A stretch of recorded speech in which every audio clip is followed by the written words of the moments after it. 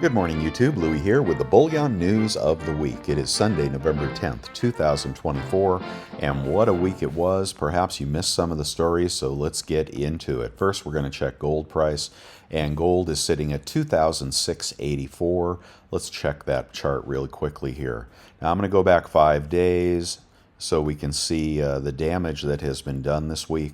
Gold was sitting up at about 27.50 a few days ago. Hit a low of, I think that is about 26.50, and now is hovering at 26.84. Okay, so we have not broken the election low. The election did depress metals prices, and we'll talk about that. If we take a 1-month chart, we can see, well, let's look at a 3-month chart. We can see the uptrend is still intact, although we are consolidating right here in this zone between 2600 and 2700. So all hope is not lost for gold. Let's take a look at silver. 1 second. And silver finished the week at 31.29. And silver, let's also get a 5-day chart. And there we go. Similar story. The election right before, right after, we hit a low of about 31, and then upwards over 32, lost that high, and now have retraced, easy for me to say, back to 31.30, or 31.39, I should say. But again, let's take a longer term view. Let's grab a 1-month, now let's grab a 3-month chart. And you can see the silver uptrend is still valid. We are just in a consolidation zone here between 31 and 34.50, I would say. We actually hit over 35, but that was in the futures market. So there's still hope for silver as well. And then looking back also at platinum, which platinum, as I often say, loves $1,000. And when platinum is below $1,000, you buy it. And I guess when platinum's over $1,000, you sell it. Although I really thought we were going to have a breakout here when silver was in the 34s and platinum was, I don't know, 1050 or something. But, I often look at platinum as a barometer for silver. And when platinum gets too far away from $1,000 below, I often think silver is a buy. And I do think silver is a buy here. Well, let's get on to the big news. And of course, what made all this happen is overwhelming Trump victory. Lots of red states flipped some states, and had not only the electoral win, but also had the popular vote.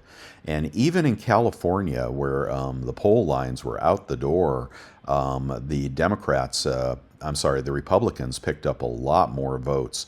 And also in the congressional districts, the Republicans and the conservatives are gaining strength. California is starting to lose its edge there. And wherever California goes, that's where the country goes. We'll see. I won't get into all the election specifics, but Trump just overwhelmingly and decisively is our new president. Okay, so what does that mean? Now, there's a video here which will explain it much, much better than I can in summarizing it. And this is a Doomberg interview. And it is a good long-term view of what the next 4 years will hold. And I think you have to realize everything changed on Election Day. Okay, we are taking a turn from the hard left to the hard right, and we're going to be doing it very, very quickly. Now, the big story is the one you care about the most, probably, is the tariff story. Trump wanting to protect U.S. jobs and keep manufacturing at home while he punishes China, for example. That is what has taken the top off metals. Tariffs, excuse me, are inflationary. All right, as we protect ourselves from cheaper goods, the goods that we buy here at home are going to be more expensive. Perhaps that correlates with more jobs, more union jobs, higher wages, but this is the path he has taken us on, and it is an inflationary path. Now, at the same time, he is looking to grow the economy. The question to everybody should ask themselves is, can you grow your way out of a $35 trillion deficit that's growing $1 trillion or something like that a quarter? And do so while cutting taxes. He's going to grow the economy by cutting taxes on corporations and individuals, or maintaining the Trump tax cuts. While that may be better for you individually, it does not speak to controlling the deficit. On the flip side of that, he has got some austerity programs which will largely hit government workers, probably federal, state, and local, and social programs. So you can see him terminating social programs for illegal aliens, which I think a lot of Americans support, and redirecting that money elsewhere. You can also see him curtailing illegal immigration, which will save money. There's a lot of money being spent on immigrants right now, but it's also going to cause I think some disruptions in the labor market. And a lot of the growth we've experienced in GDP has been government employee growth. If you reverse that, you reverse GDP.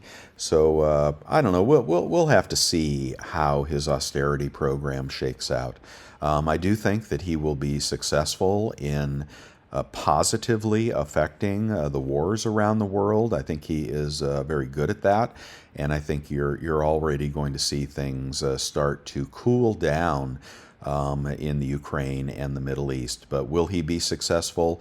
Doomberg did not have a prognostication on that, but I think things will be moving in the right direction, and hopefully the massive amounts of money we've been sending overseas will stop as well. So that could help to reduce the deficit. But generally, you can't get out of a multi-trillion-dollar deficit by cutting taxes. His plan will probably increase the deficit. So that is why you see the long end of the bonds coming up again as the Fed cut rates again, a quarter point, as was expected, and considers the economy strong, and will not consider in any way new leadership until it affects the data that he reviews in arrears. Those higher rates are because we're losing confidence in cutting government spending and cutting the deficit. So the jury is in at the moment that Trump is going to be an inflationary president. Okay, and not that Harris wouldn't have been as well, but lower taxes will not be. We will not fund the deficit by cutting taxes and growing growth. It just mathematically doesn't work. He'll be doing many other things around the edges in regard to illegal immigration. The new green agenda, this is the other big reveal in the Doomberg article, is basically going to be stopped in its tracks. All right, so that means that we'll be drill, baby, drill, and we will be producing as much liquid gold, as Trump calls it, as we can. That's going to bring down oil prices, and oil prices coming down do help with the inflation story.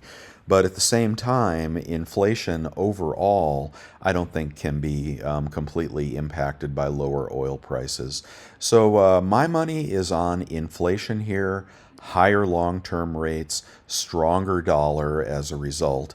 Okay, because the tariffs create a stronger dollar, inflation creates higher rates, which creates a stronger dollar. A stronger dollar is typically a headwind for metals, okay, and higher rates are typically a headwind for gold. But at the same time, I don't know how many times I can go back and forth on you here, but this is the world we live in. Foreign governments are not wanting to kowtow to the U.S. dollar, and there are ways that they're working around it. And they are accumulating tangible assets. There was a story by Bix Weir over at Road to Ruta, and I disagree with about 80% of what he says, but if the COMEX and the LBMA inventories are being drained to the extent that he says they are, then the commodity story is alive and well. What will China do in the face of tariffs? They will produce and stimulate like nobody's business. They'll continue making cheap products and exporting them around the world. The U.S. is only one destination for cheap Chinese goods and Indian goods for that matter. And they are going to need they're going to need power. Okay, they're going to need solar panels. Now, while I think tariffs would depress solar installations in the United States. We're only 300 million, 400 million people here. There are billions around the world that do not have infrastructure. So the solar panel story, while it could be affected by tariffs to some extent, I don't think is over by a long shot. And I think this is why silver, one of the reasons that silver is draining from the COMEX and the LBMA. The commodity story, in my opinion, and the move to tangible assets in the face of inflation and perhaps an expanding economy, that kind of depends on what he does to government workers and whether there are massive layoffs in the public sector, because that'll cause recession immediately. I tend to think there won't be massive layoffs. But this story for commodities is not over, and as you've seen over the past few months, it has not been investor demand, stacker demand that's raised the price of silver. It's been industrial demand. All that silver that we've been selling, or some people have been selling, is going right to the refineries, is being melted down, and is being sold into industry. And that story is intact, in my opinion. As is the inflation story. So this is another reason that I would not give up on silver and gold here. We may stumble a little bit over the next few days or weeks, or maybe even up to inauguration, but the long-term trends, I think, are in effect. Now the new green agenda being curtailed and cut back is just, well, that is really going to... that is just a dramatic thing. The government has been so invested in that for so long and has pumped so much money into it that I think curtailing the green agenda could help with the deficit. So we'll have to see what happens there. That's everything I know at the moment. But do take a look at this YouTube video. What's the real election impact on our future with Bloomberg? I think it's worth viewing as an overdrop. You can't stack metals without trying to understand the economy, and it's so multifaceted.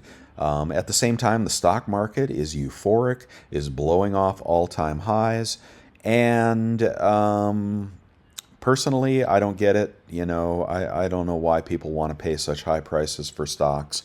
But there is a great degree of trust in Trump's economic agenda. While you may not like him as a person, Wall Street loves him, and the rich will get richer, and the poor will likely lose social programs, and that could lead to social unrest. So you have to keep your eye on that story as well.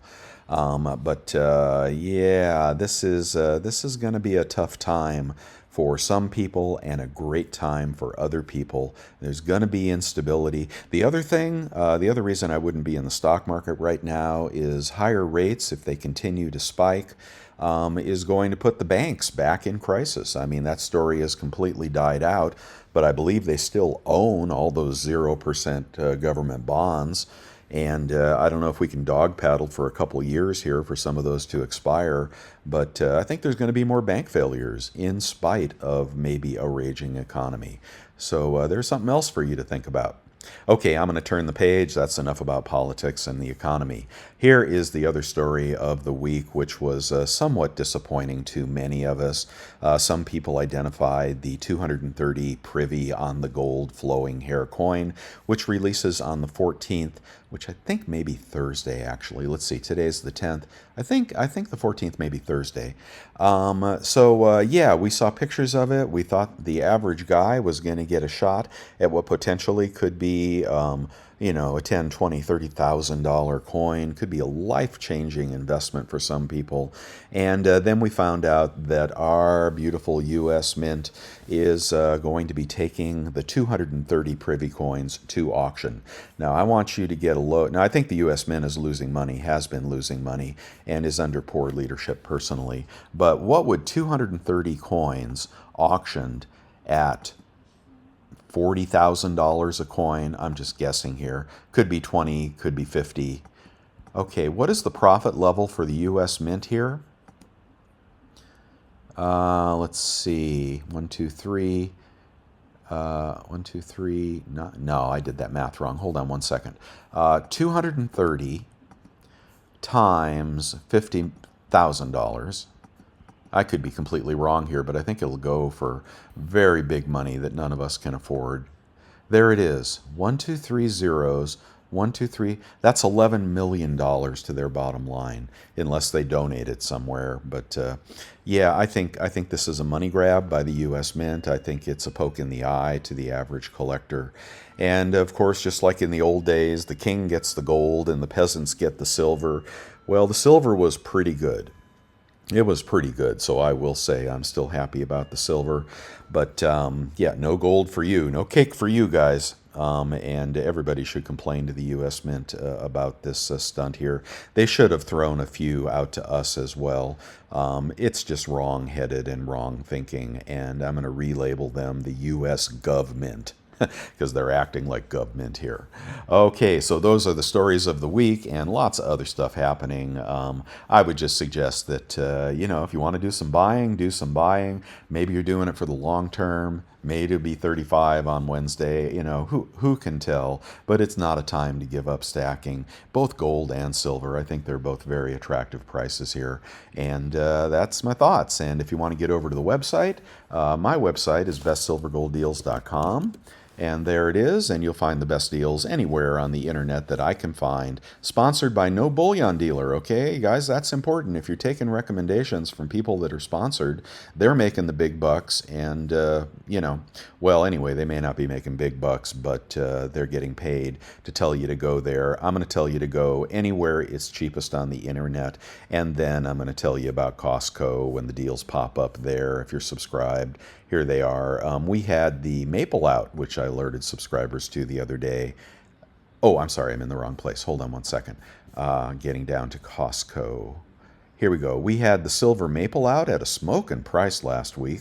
Hopefully some of you picked that up, and it's out of stock now. But I mean, there were maples like, I don't know, $32, $33 on Costco. Anyway, that's the kind of thing we do on my website, and then we also check on eBay for even lower prices on stuff that you want. So we'll save you money over time if you want to use this website, totally free. Subscribe to my videos, and I appreciate the new subscribers. You guys are the bomb, and give me a thumbs up if you like this. Okay, guys, and enjoy your Sunday, enjoy your football, enjoy Veterans Day. Big, big thank you to veterans. You make it all possible.